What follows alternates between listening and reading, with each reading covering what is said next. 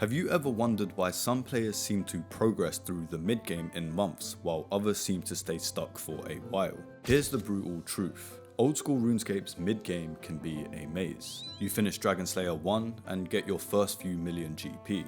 And suddenly the world opens up to an overwhelmingly amount of content. Ultimately, I would say have fun and do the things that you enjoy the most. I personally think that the early and mid game has moments of being the most enjoyable experience in the entire game, but I guess that's very subjective. But if you do care about efficiency and wanting to progress your account, you might be sat at base 60 stats thinking what actually matters, because some goals will accelerate your progression by months. Others can be considered a complete waste of time, things that won't help you but could be fun.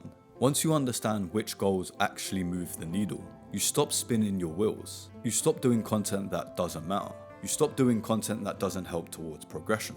You start progressing towards the end game at a pace you didn't think was possible. If you didn't see my last video, I mentioned that I'm doing a bond giveaway. If you would like to enter, make sure you're subscribed, like this video and comment anything you want down below. I will announce the winner in a few weeks after the holidays. A big thing that separates fast progression from slow progression is movement. How quickly can you get from point A to point B determines how much content you can access per hour. Even with the run energy changes, you're still very limited without proper teleports. I know it could be painful for some, but I would say to work towards getting full graceful. This helps massively with how fast your run energy depletes. You could be semi-AFK watching something or doing something else while doing roofs to get the marks. There's a respawn timer for the marks. I think it's around 1 minute 20 seconds. Every 1 minute 20 you can do a lap or two and get a mark, and then put a timer on for 1 minute 20 and repeat.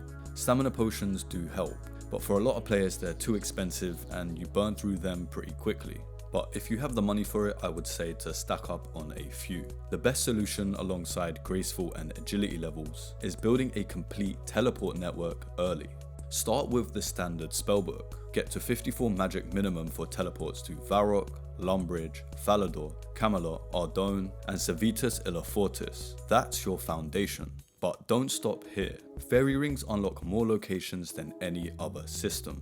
Complete Fairy Tale Part 1 and start Part 2. If you do the easy Ardougne diary, you get the Ardougne cloak, which unlocks a fairy ring near the Tower of Life. One of the best early teleports in the game. The earlier you build this network, the more time you save.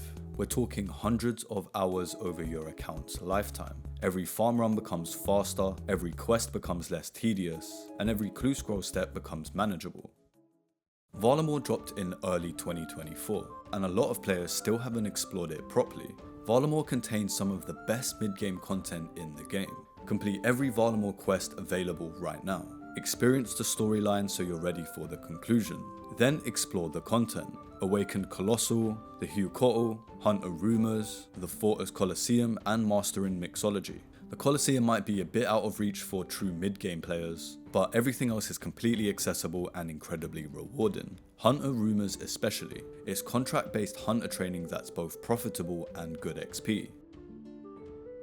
Now we need to talk about your first proper gear sets. This is especially important for ironman, but mains can benefit too. Barrows has been a mid-game staple forever. With decent magic and some food, you can start farming tier 70 armor. Melee, ranged and magic, Barrows covers it all. The brothers are weak to air spells. This makes Barrows more accessible than ever for lower level accounts. But alongside Barrows gear, the moons hit hard, especially Blood Moon, which heals based on damage dealt. You need defense to survive, and Barrows provides that defense cheaply. The Blood Moon armor is a great set that provides excellent stats for its cost. The Jewel, however you say this, are also great. It's currently one of the best melee training weapons in the game when combined with the Blood Moon armor gear. You can get 100k melee XP per hour killing Sulfur Naguas, with some yes little but passive runecrafting XP. Who doesn't love free runecrafting XP? While most people just buy and sell their armor on the GE, which is completely normal, farming your own gear teaches you bossing mechanics. You learn how to prayer flick, inventory management, and how to handle multiple enemies. These skills transfer to every other boss in the game. You could get your Barrows gear and use it to farm Perilous Moons, and use your Perilous Moons gear to train combat faster. It's a progression loop that accelerates everything else. To truly be a well-rounded player, you need more than just a standard spellbook. There are 4 spellbooks in the game, and 3 of them are locked behind quests. The Ancient spellbook from Desert Treasure 1 gives you combat spells: Ice Barrage, Blood Barrage, and Shadow Barrage. These are essential for bursting tasks, certain boss strategies, and PvP. I was scared of the wilderness as a kid, and the Ice Barrage sound was always terrifying. The spellbook also has teleports to places like Canifis and wilderness locations like Garrock. The Lunar spellbook from Lunar Diplomacy is utility focused. You get profitable training methods, teleports to the Lunar Isles and Barbarian Outpost, and utility spells that save time across dozens of activities. The Arceus spellbook gives you Thralls, one of the best DPS increases in the entire game. You also get the Resurrect Crop spell for farming, and teleports to important locations. When you have all the spellbooks unlocked and the altar to change seamlessly in your house, you have complete flexibility. Each spellbook opens up new training methods and strategies. The earlier you unlock them, the more options you have for every piece of content. 2 items that work across all styles are the Barrow's Gloves and Amulet of Fury. Barrow's Gloves require a recipe for disaster, and the Fury cost a few million, and it provides solid bonuses for all 3 combat styles. For melee you should get the Natus Knot Helm, which you will later upgrade to the Face Guard, and the Fire Cape, which you will later upgrade to, if you got the minerals for it, the Infernal Cape. You should also get a Dragon Defender, which will later become an Invernic Defender, and a weapon based on the level at your stage. This might be a Dragon Scimitar or a Whip. For ranged, mixed hide armor at 60 range and 50 defense is great. At 66 defense, get the Sunlight Hunter crossbow. It's really cheap and outperforms the rune crossbow and magic shortbow. At 75 range, you can upgrade to the blowpipe. Don't forget your Ava's accumulator after animal magnetism. At 60 range, you should definitely have this. For magic, your options are limited but functional. Bloodbark armor at 60 magic gives magic damage bonus, making it one of the best budget options. You can get the Book of Darkness from the Horror from the Deep quest. You can then buy Ancient Pages from the GE. This is good as a cheap magic offhand. Get functional gear for all 3 styles before dumping your entire bank into one perfect setup. The Quest Cape used to be a solid mid-game goal, but with quests like Desert Treasure 2, Night at the Theatre, and Secrets of the North added, the goalpost has moved. The Quest Cape now feels more like, I would say, an early endgame achievement, but you could still work towards completing every quest except for the Grandmaster ones. These Grandmaster quests have bosses that are genuinely challenging with mid-game stats and gear. Don't get me wrong, you can do them, people have completed them with much worse gear than you'd think, but they might be a bit difficult for some. Everything else though is completely achievable.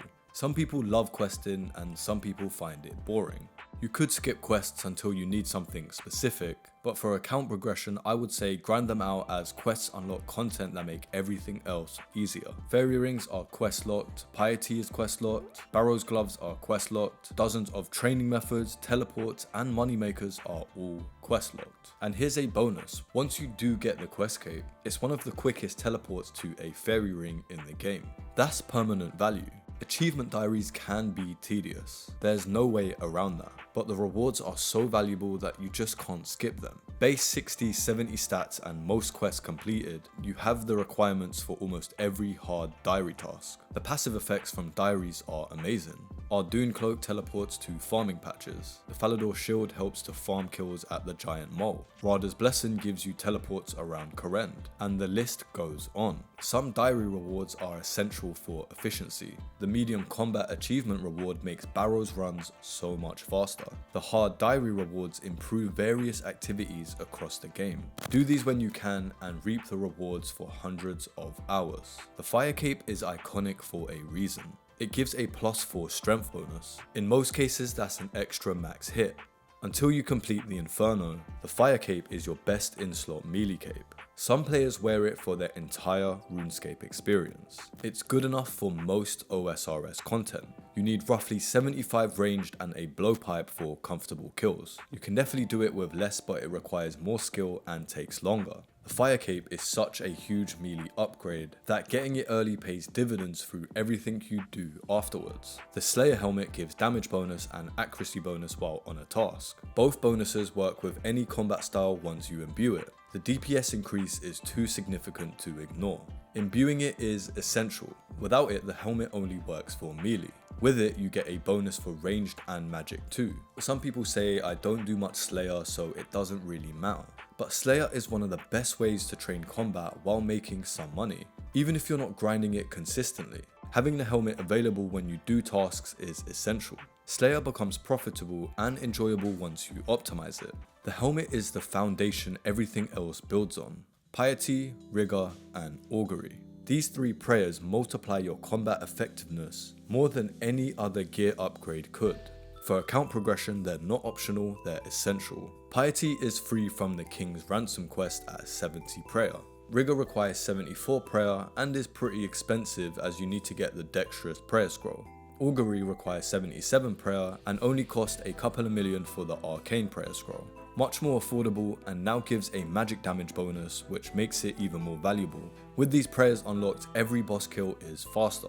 Every Slayer task is quicker, every raid becomes more viable, and the investment pays for itself through improved performance. Save up the GP, unlock these prayers as soon as you hit the prayer level requirements, as they're more impactful than buying slightly better armor pieces.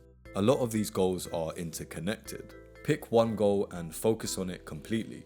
Finish it and move on to the next. Build momentum through finished objectives rather than partially completed projects. And remember, some of these goals are more important than others based on your playstyle. If you hate Slayer, maybe don't optimize it first. If you love questing, then maybe knock out something like the recipe for disaster. Adopt the list to what you actually enjoy doing. That way you can have the most fun possible. Thank you for watching. Don't forget to enter yourself into the Bond giveaway. Click the video on screen if you want to see some of the items you must have in OSRS. I hope you're having a good day, and until the next one, peace.